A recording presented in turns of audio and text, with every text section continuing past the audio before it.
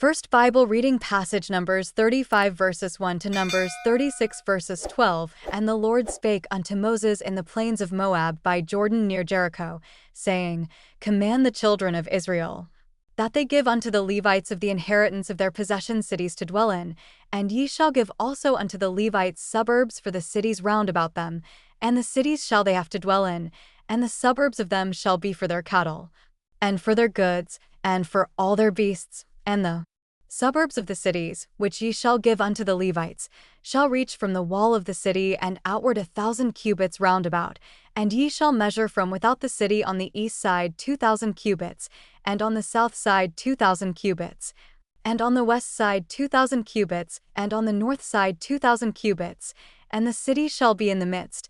This shall be to them the suburbs of the cities, and among the cities which ye shall give unto the Levites there shall be 6 cities for refuge, which ye shall appoint for the manslayer, that he may flee thither, and to them ye shall add 42 cities.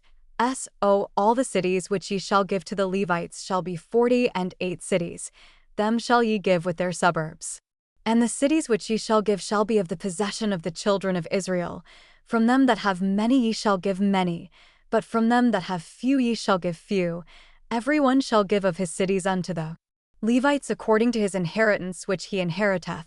And the Lord spake unto Moses, saying, Speak unto the children of Israel, and say unto them, When ye be come over Jordan into the land of Canaan, then ye shall appoint you cities to be cities of refuge for you, that the slayer may flee thither, which killeth any person at unawares, and they shall be unto you cities for refuge from the avenger, that the manslayer die not, until he stand before the congregation in judgment. And of these cities, which ye shall give 6 cities shall you have for refuge.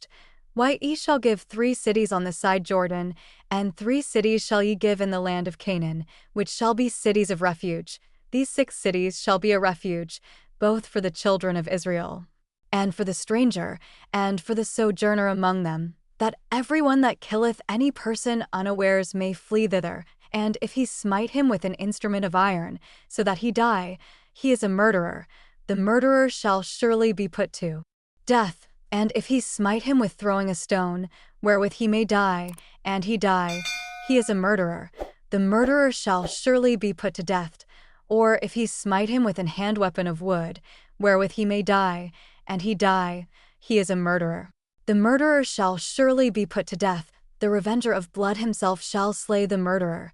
When he meeteth him, he shall slay him. But if he thrust him of hatred, or hurl at him by laying of weight, that he die, or in enmity smite him with his hand, that he die, he that smote him shall surely be put to death, for he is a murderer.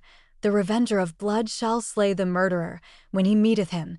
But if he thrust him suddenly without enmity, or have cast upon him anything without laying of weight, or with any stone, wherewith a man may die, seeing him not, and cast it upon him, that he die, and was not his enemy, neither sought his harm, then the congregation shall judge between the slayer and the revenger of blood according to these judgments, and the congregation shall deliver the slayer out of the hand of the revenger of blood, and the congregation shall restore him to the city of his refuge, whither he was fled, and he shall abide in it unto the death of the high priest, which was anointed with the holy oil. But if the slayer shall at any time come without the border of the city of his refuge, whither he was fled, and the revenger of blood find him without the borders of the city of his refuge, and the revenger of blood kill the slayer, he shall not be guilty of blood, because he should have remained in the city of his refuge until the death of the high priest. But after the death of the high priest the slayer shall return into the land of his possession. These things shall be for a statute of judgment unto you throughout your generations in all your dwellings. Whoso killeth any person, the murderer shall be put to death by the mouth of witnesses. But one witness shall not testify against any person to cause him to die. Moreover, ye shall take no satisfaction for the life of a murderer, which is guilty of death, but he shall be surely put to death, and ye shall take no satisfaction for him that is fled to the city of his refuge, that he should come again to dwell in the land, until the death of the priest.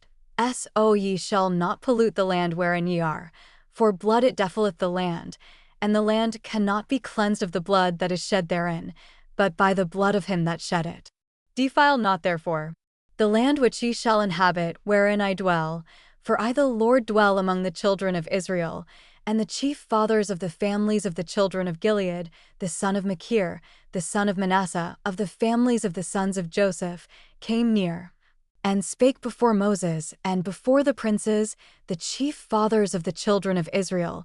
And they said, The Lord commanded my Lord to give the land for an inheritance by lot to the children of Israel, and my Lord was commanded by the Lord to give the inheritance of Zelophehad our brother unto his daughters, and if they be married to any of the sons of the other tribes of the children of Israel, then shall their inheritance be taken from the inheritance of our fathers, and shall be put to the inheritance of the tribe whereunto they are received.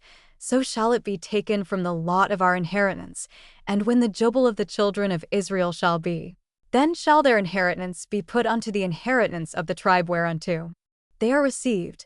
So shall their inheritance be taken away from the inheritance of the tribe of our fathers.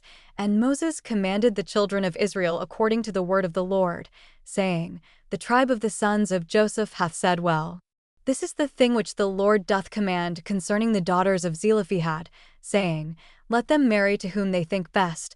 Only to the family of the tribe of their father shall they marry. So shall not the inheritance of the children of Israel remove from tribe to tribe, for every one of the children of Israel shall keep himself to the inheritance of the tribe of his fathers, and every daughter that possesseth an inheritance in any tribe of the children of Israel shall be wife unto one of the family of the tribe of her father, that the children of Israel may enjoy every man the inheritance of his fathers. Neither shall the inheritance remove from one tribe to another tribe, but every one of the tribes of the children of Israel shall keep himself to his own inheritance. Even as the Lord commanded Moses, so did the daughters of Zelophehad, for Mahlah, Tirzah, and Hoglah, and Milcah, and Noah, the daughters of Zelophehad, were married unto their father's brothers' sons. And they were married into the families of the sons of Manasseh the son of Joseph, and their inheritance remained in the tribe of the family of their father. Next Bible reading passage, Luke 9 verses 28 to 56. And it came to pass about in 8 days after these sayings, he took Peter and John and James, and went up into a mountain to pray. And as he prayed, the fashion of his countenance was altered, and his raiment was white and glistering.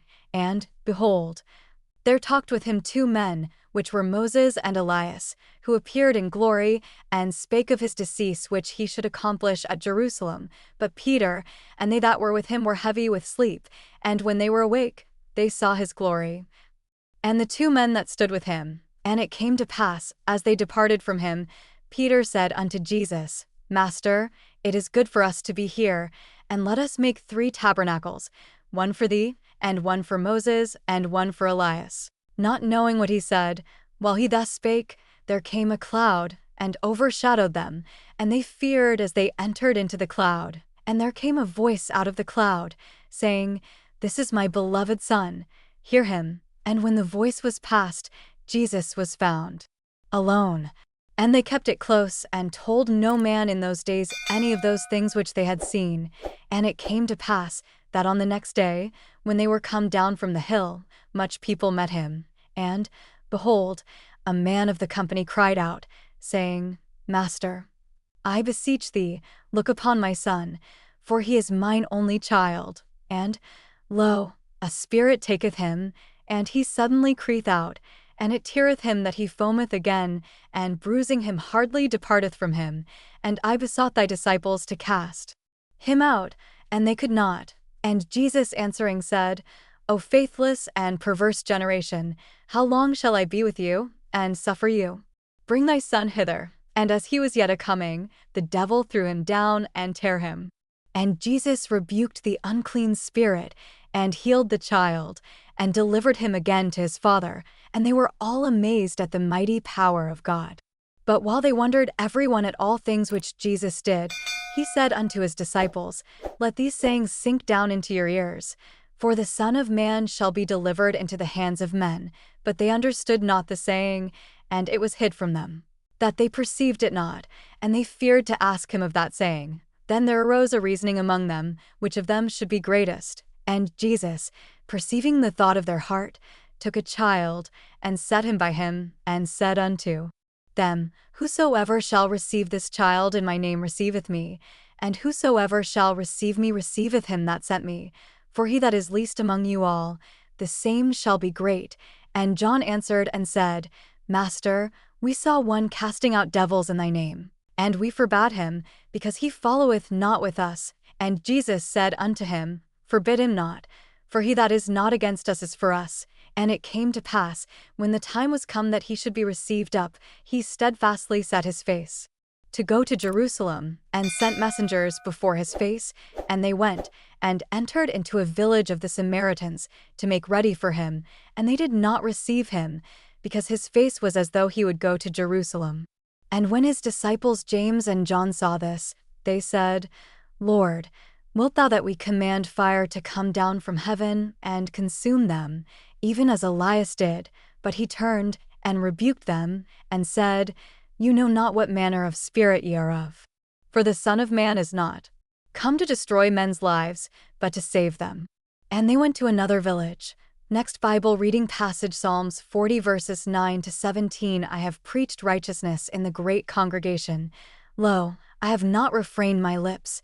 O Lord, thou knowest, I have not hid thy righteousness within my heart. I have declared thy faithfulness and thy salvation. I have not concealed thy loving kindness and thy truth from the great congregation. Withhold not thou thy tender mercies from me, O Lord. Let thy loving kindness and thy truth continually preserve me. For innumerable evils have compassed me about. Mine iniquities have taken hold upon me, so that I am not able to look up. They are more than the hairs of mine head. Therefore my heart faileth me. Be ye pleased, O Lord, to deliver me. O Lord, make haste to help me. Let them be ashamed and confounded together that seek after my soul to destroy it. Let them be driven backward and put to shame that wish me evil. Let them be desolate for a reward of their shame that say unto me, Aha, aha. Let all those that seek thee rejoice and be glad in thee. Let such as love thy salvation say continually, The Lord be magnified. But I am poor and needy, yet the Lord thinketh upon me. Thou art my help and my deliverer. Make no tarrying, O my God.